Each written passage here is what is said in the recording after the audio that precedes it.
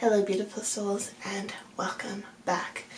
Today we are using the Wildwood Tarot because I'm feeling called to. This is one of my favorite decks and I just love to use it. Today I don't have the intentions of using an oracle deck, but we shall see what happens. I just want to connect with these cards, just use them by themselves, which is something we haven't done for a while on this channel. So let's see, what do the cards have to tell us? What kind of messages do we have for all of those watching? I hope you guys are doing well. I hope this message finds you well and that a great time for you as you move forward in this journey. So we're starting with the Queen of Bows, the Hare.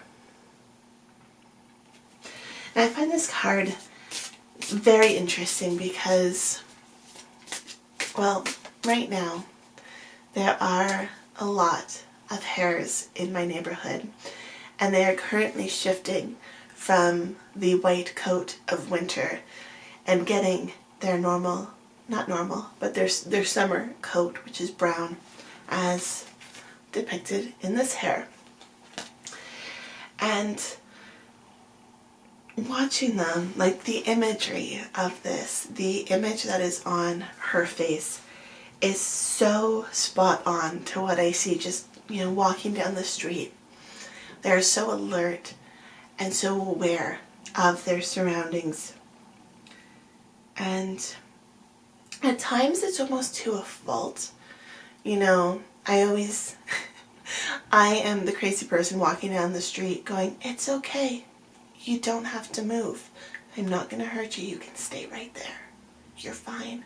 I talk to the rabbits as I'm walking like my 200-pound dog down the street. And I mean, my dog is more afraid of the rabbits than they are of him.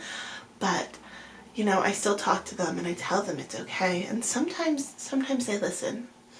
Other times they run, they take off, and that's their survival technique. That's their defense mechanism. That is what they are ingrained to do, is they hide or they run. And it's the, we have our own fight or flight mechanism within us. And I feel like, with the current circumstances and last year, so many of us are in fight or flight mode. It doesn't matter what's going on. There's just this underlying stress that so many of us can't shake. And I mean, do you see that? Can you see that on her face? That I don't know what's going on, but I'm alert and I am going to respond the moment I see something scary. And so many of us are just like, oh, what's the next thing that's going to happen? I stupidly looked on Twitter today and there's all sorts of stuff about be aware of the murder hornets coming back. And it's like, really? We're doing murder hornets again? So I just feel like sensory overload sometimes, right? And sometimes the hares, they find themselves in a place where they feel very protected. They feel like maybe people don't see them. Maybe it's under a bush or maybe it's huddled beside the house. Sorry, my memory card was apparently full. Sometimes the hares, they hide in a place where they just feel comfortable. Maybe it's under a bush or maybe it's beside the house. They hide in a place that they feel protected from predators. And I feel like so many of us need to find that hiding place, that safe place where we can't be seen by the outside world. We have the Knight of Arrows, which is a hawk. And I mean, if that hare was afraid of anything, it could be a hawk. We have bald eagles around here, which would definitely take a hare, especially a juvenile. We also have coyotes and bobcats, and depending on where in my area you are, we also have bears and cougars, and, lots of predatory animals. And hold on. And, as humans, we might not have many predatory animals that really challenge us in terms of survival, right? Because we've built our homes, we've built our cities, we've built systems to protect us from, the animals that perhaps maybe used to hunt us. But we still have that ingrained fight or flight mechanism. But now it's the bully on social media. Now it's the media reporting scary stories like murder hornets and plague and, all sorts of stuff like that. It's the social constructs that you are never good enough in your body, right?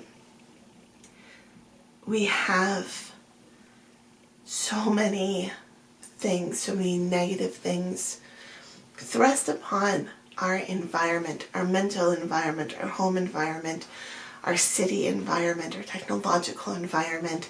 We have so many negative things just thrust upon us that we need to find a place of sanctuary where we feel safe, where we feel secured, where we can allow our defenses to go down.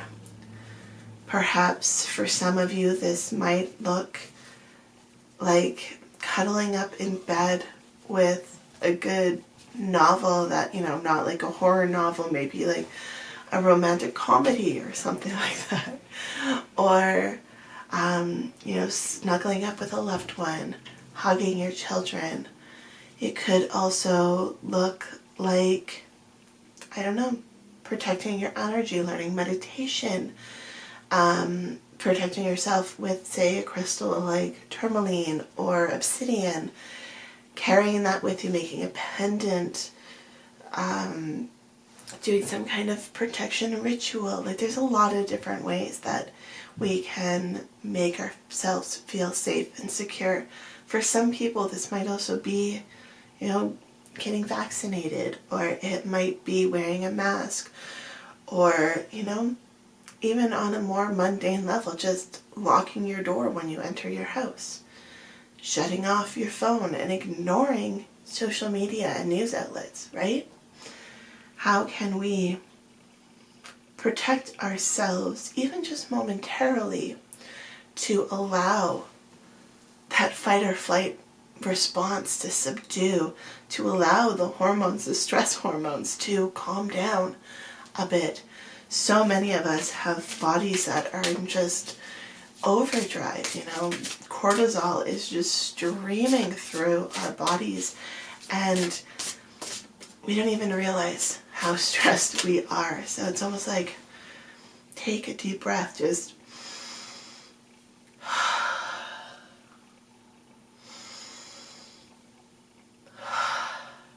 let it out. Let out some of that stress, let out some of that frustration, that anger, that fear. Let it go. You can even, if you're doing breathing exercises, imagine a white light coming in as you breathe, and then it's coming through your entire body. Then as you breathe out, imagine like the darkness, a dark cloud coming out and just releasing and leaving. You can even really get into it. Allow your body to release, right?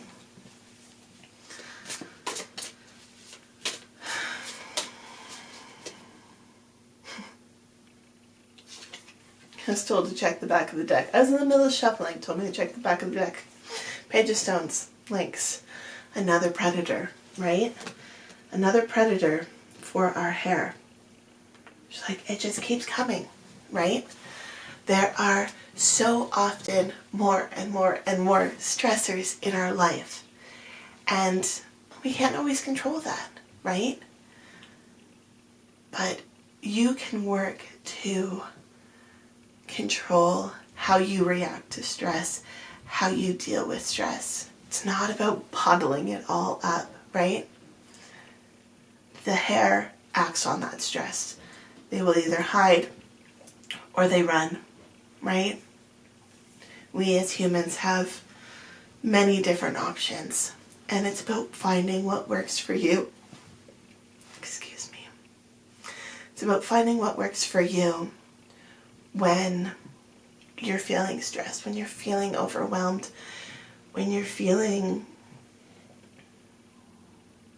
like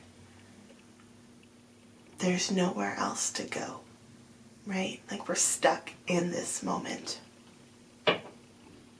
You might be stuck in this moment, but how can you process it and work through it? It's not about bottling it up and ignoring what's happening. Process, work through, acknowledge, and then you can make the decision as to how to proceed. I hope you enjoyed this tarot reading. I feel like, again, just that deep breath is so important for so many of us. And yeah, just let's just do it again, okay?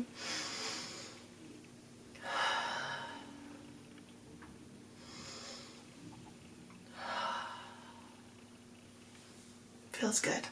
It truly does. So I'm going to end this here. Hope you have a fantastic day. Love, light, and happiness to all of you.